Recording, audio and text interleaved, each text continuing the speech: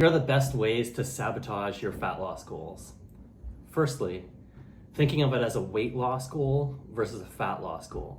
There is a difference. Weight loss, honestly, anybody can lose weight. It's really easy.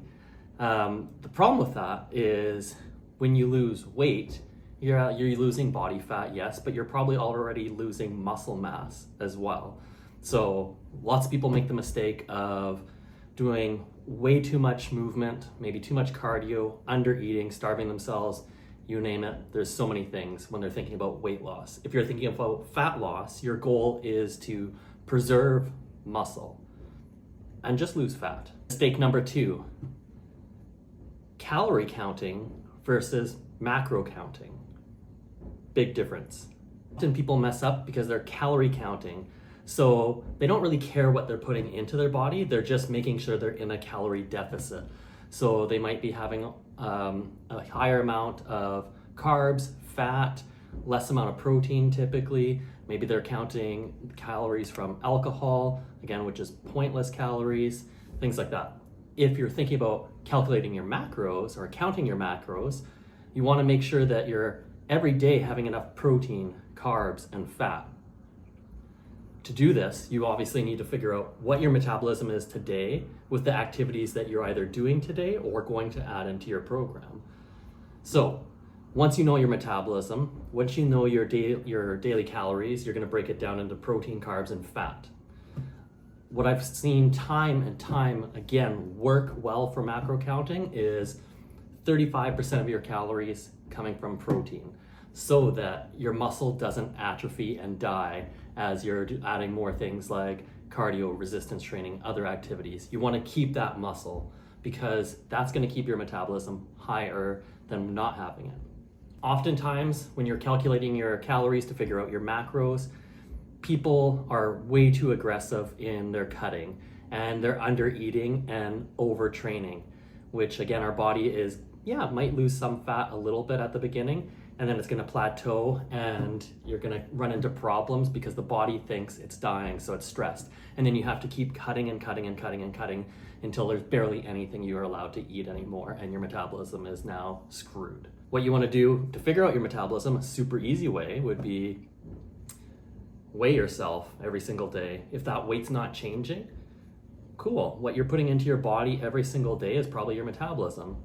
What is your calories that you're consuming? Well, you're gonna need to track that. Everything that you put in your body, track, and then see how much protein, carbs, and fat you're already consuming in the day and the total amount of calories.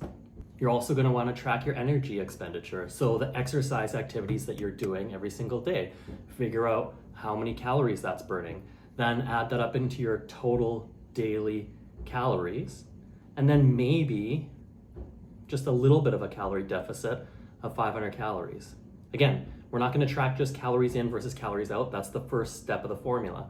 So what you're going to do is, let's say you end up with 2,000 calories. I'm just picking a random number here.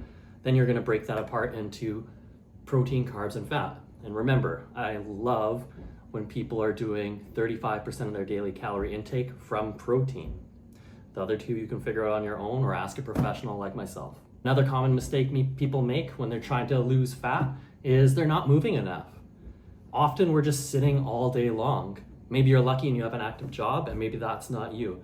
But if you're sitting all day long, get out, go for a walk. Walks are really underestimated. You want to do some sort of movement every single day. No, it doesn't have to be so crazy intense.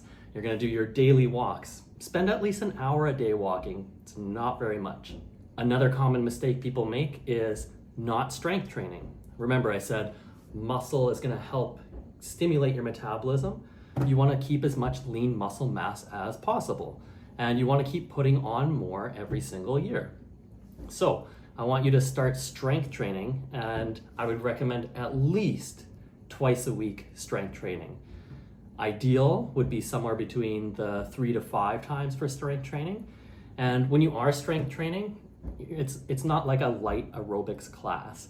You want to push yourself to failure with good form. So for example, if you're trying to do a squat you're aiming to fail around 8 repetitions. If you're doing bodyweight squats with perfect form and you can crank out 100 repetitions, that's probably way too much. So then you're gonna have to add some resistance to that so that you fail around 8 repetitions. And your goal is to fail around then. Maybe you'll hit around 10 repetitions, 12 repetitions, and then you modify the program and add some more resistance. Again, I mentioned overtraining. So this is a good way to fail as well. With not enough rest, not enough fuel going into the body, lots of people start off way too ambitious and they're doing a ton of cardio, too much strength training, and the body is under max stress and it's gonna hold on to fat. Not enough sleep. This is a big one as well.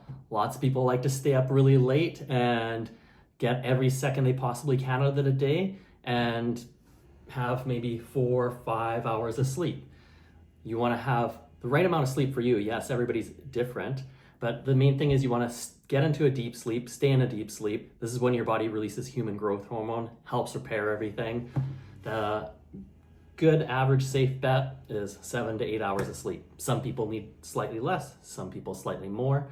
Main thing, can you stay sleeping, or do you wake up many times throughout the night? Or are you one of those people that again stay up all night till 2 in the morning and then wake up at like 6 a.m.? Too much stress. So if we have too much stress in our body, our cortisol levels are usually through the roof, which again holds on to body fat. Life is meant to be fun. Don't sweat the little things. Enjoy life. Change the way you're thinking. So maybe you're in a situation where something's pissing you off, or you're telling yourself negative thinking, like that person doesn't respect me, whatever it may be. Change that. Get rid of your negative thoughts. Replace them with positive thoughts. And again, don't sweat the little stuff.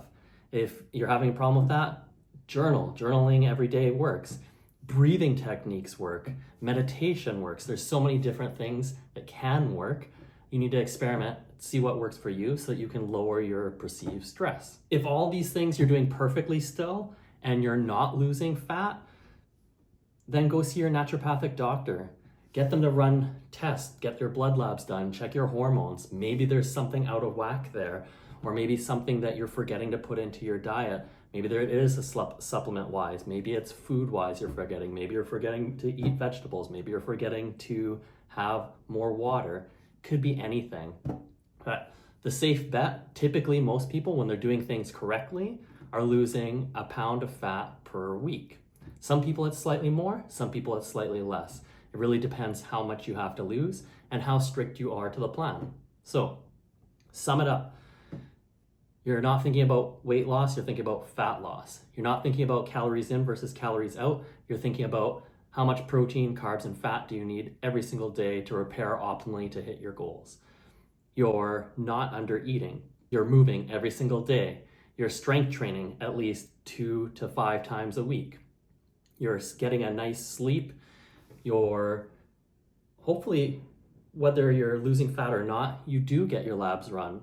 I try to run mine every single year with my naturopathic team just to catch anything that might be off in the future. I think I'm talking about optimal health all the time. So I want you to feel as amazing as I do. I want from the second you wake up to the second you go to bed to be amazing. And yeah, life is gonna throw you curveballs. That's okay. Not every second is gonna be absolutely fantastic, but it's how you manage all of these things together and navigate through any detours that life might throw your way. If you need more help, then for sure, just reach out to me. Leave me a message, contact me any way you can, and I'll try to give you some advice that's customized directly to you and your goals.